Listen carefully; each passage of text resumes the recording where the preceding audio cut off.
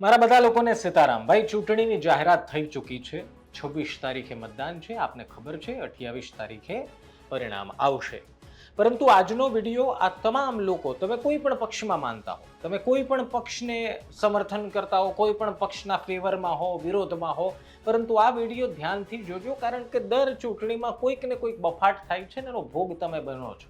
એટલે ધ્યાનથી આ વિડીયો સાંભળજો. વાત છે સોશિયલ મીડિયાની, વાત છે કેટલાક એવા તત્વોની જેની ઈચ્છા એવી છે કે જ્યારે જ્યારે ચૂંટણી આવે ત્યારે તમે ભરમાઈ જાઓ, જ્યારે જ્યારે ચૂંટણી આવે ત્યારે તમે વિચલિત થઈ જાઓ અને તમારા વિચારો ફરી જાય અને તમે જે કરવા ઈચ્છો છો એ ન કરો. હવે તમને એમ થશે કે ભાઈ આટલું બધું ગૂંચવણવાળું નિશિતભાઈ શું સમજાવો છો? સરળ દેશી ભાષામાં જ સમજાવું છું ને રોજ. આજે એમ જ સમજાવીશ. એ પહેલાં ખાલી જાણી લો, તમે નિષ્કર્ષ જોઈ રહ્યા છો. મારું નામ નિશિત રાજ્યગુરુ છે.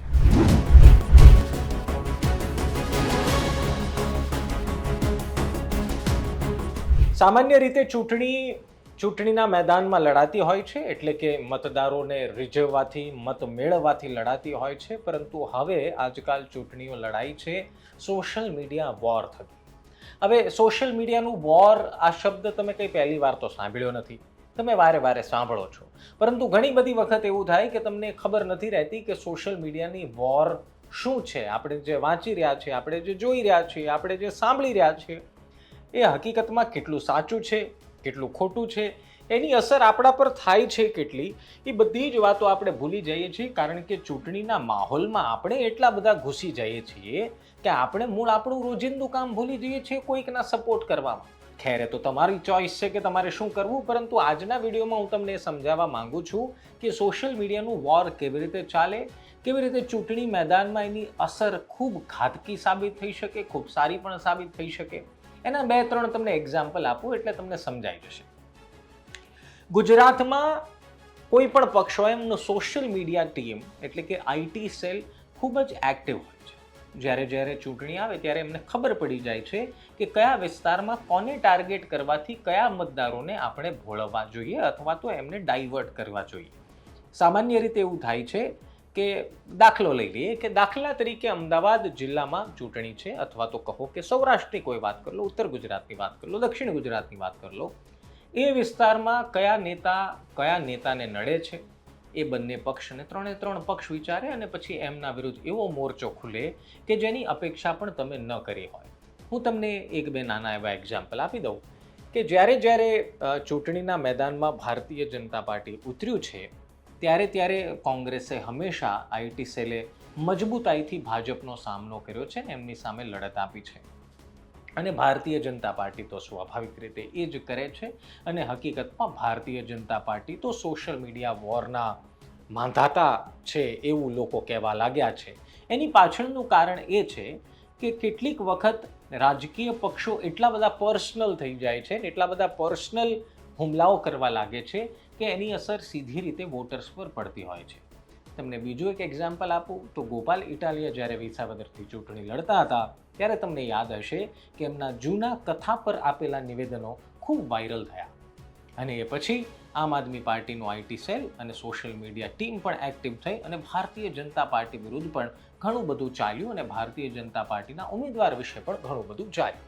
એના કારણે થયું એવું કે બંને ઉમેદવારોની છબી તો ખરડાય જ, પરંતુ સાથોસાથ કેટલાક વોટર્સ જે આ વાતથી સાવ અજાણ હતા એ પણ જાણી ગયા અને થયું એવું કે શક્ય છે કે આ બધું જોયા બાદ પોતાનો નિર્ણય બદલ્યો પણ હોઈ શકે છે. એવી જ રીતે જેમ હજી ચૂંટણીની જાહેરાત જ થઈ છે ત્યાં ફરી એક વખત એ જ પ્રકારના વિડીયો વાયરલ થવાની શરૂઆત થઈ ગઈ છે કે જેમાં ગોપાલ ઇટાલિયાએ કથાઓ વિશે આપેલા વિવાદાસ્પદ નિવેદનોને ફરી ચર્ચામાં લાવવાના પ્રયાસ છે. હવે આમાં કંઈ બાકી રહી જાય છે કે આ બધું માત્ર ભારતીય જનતા પાર્ટી કે કોંગ્રેસ જ કરે છે એવું નહીં, આમ આદમી પાર્ટી પણ કંઈ પાછળ નથી. આપને યાદ હશે કે વિસાવદરની ચૂંટણી વખતે કેશુબાપાને ગોપાલ ઇટાલિયા પગે લાગતો એક વિડીયો પણ ખૂબ એઆઈથી બનાવેલો વિડીયો પણ ખૂબ વાયરલ થયો હતો. અને ત્યારે પણ એવી ચર્ચાઓને એમ કહીને વાયરલ કરવામાં આવી રહ્યો હતો કે ગોપાલ ઇટાલિયા પર કેશુબાપાના 4 હાથ છે અને લાખ આશીર્વાદ પણ છે. આવા પણ વિડીયો વાયરલ થાય છે. કેટલીક અંશે આવા પ્રકારના વિડીયોની કોઈ વ્યાખ્યા નથી હોતી, અથવા તો એને સાચા કહેવા કે ખોટા એ વ્યુઅરે જાતે નક્કી કરવાનું હોય છે. પરંતુ સોશિયલ મીડિયા ચાલતા, બીજું સોશિયલ મીડિયામાં ચાલતા આ પ્રકારના યુદ્ધથી, આ પ્રકારના વોરથી નુકસાની નેતાઓને નથી. કેટલાક કિસ્સાઓમાં એવું પણ થયું છે કે સોશિયલ મીડિયાના વોરમાં સામાન્ય લોકો જ એટલા બધા લિપ્ત થઈ જાય કે દુશ્મનાવટ કરી બેસે. એ કાર્યકર હોય અને રાજકીય રંજિશ રાખીને આ પ્રકારની વાતોને ફેલાવતા હોય તો કદાચ એકંદરે માની લઈએ કે એમના રાજકીય કરિયરને કે એના રાજકીય પક્ષને ફાયદો પણ થતો હશે. પરંતુ સામાન્ય લોકો જેને કોઈ પક્ષ સાથે લેવા દેવા નથી, માત્ર એક વ્યક્તિ કોઈ એક પક્ષની વિચારધારા રાખે છે અને બીજો વ્યક્તિ બીજા પક્ષની વિચારધારા રાખે છે, એ પોસ્ટ કરેલા વિડીયોમાં કે ફોટોમાં નીચે ઝઘડો કરવા લાગે છે, વૈમનસ્ય ફેલાઈ જાય છે અને દુશ્મનાવટ કરી બેસે છે. સોશિયલ મીડિયામાં ચાલતી બધી જ વસ્તુઓ સાચી હોતી નથી. સોશિયલ મીડિયામાં ચાલતી બધી જ વસ્તુઓ પર વિશ્વાસ કરી લેવો એ આ જમાનામાં અને એમાંય તે ચૂંટણી સમયે એ મૂર્ખતાથી ભર્યું છે. જો તમે કોઈ વિડીયો જોઈને એવું માની લો કે આ નેતા આવો જ હશે, તો જરા વિચાર કરજો કે એ વિડીયો પોસ્ટ કોણે કર્યો છે, પોસ્ટ કરનાર વ્યક્તિ કઈ વિચારધારાનો છે. થોડું ફેક્ટ ચેક કરી લેવાથી તમને ફાયદો થશે. તમને ફાયદો એ થશે કે તમે સાચી વ્યક્તિને ઓળખતા થશો અને ઓળખી જશો. ઘણી બધી વખત કોઈ રાજકીય પક્ષે પોતાના હિત માટે સામેના પક્ષના ઉમેદવારને બદનામ કરવા માટે સોશિયલ મીડિયામાં પોસ્ટ કરેલા વિડીયોઝ અને ફોટોઝને ધ્યાનમાં રાખીને આપણે એવું માની લઈએ છીએ કે આણે કીધું એટલે આવો જ હશે, આણે કીધું એટલે આ આવો જ હશે અને આ આવા જ કામ કરતો હશે. હવે જે વ્યક્તિ એવું કામ કર્યું જ નથી એની માટે તમારા મનમાં એક નેગેટિવ છાપ ઊભી કરવા માટેના આ તિકડમ બધા જ રાજકીય પક્ષોને કરતા આવડે છે. એટલે ચૂંટણી આવે છે, જરા જાળવજો, જરા ધ્યાન રાખજો. સોશિયલ મીડિયાનો સદુપયોગ પણ થઈ શકે છે અને એ સોશિયલ મીડિયાનો ઉપયોગ કરીને જ તમે આ વિડીયો જુઓ છો.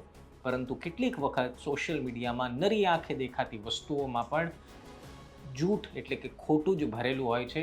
એની સત્યતા તપાસવી ખૂબ જરૂરી હોય છે ને પછી નક્કી કરો કે જે તે રાજકીય વ્યક્તિ અથવા તો જે તે પક્ષનો નેતા કેટલો સાચો છે, કેટલો ખોટો છે.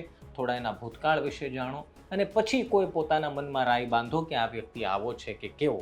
સોશિયલ મીડિયામાં ચાલતા યુદ્ધથી ઇન્ફ્લુઅન્સ થઈને અથવા તો નેગેટિવલી પોતાના મગજમાં એક છાપ ઊભી કરતા પહેલાં આ વિડીયો એ તમામ લોકોને મોકલજો જે યુવાન છે, જે ચૂંટણીમાં કોઈ પક્ષને સપોર્ટ કરે છે અને સોશિયલ મીડિયામાં લગભગ દિવસના 4-5 કલાક વેસ્ટ કરે છે અને માની લે છે કે આ વ્યક્તિએ કીધું એટલે આવું જ હશે.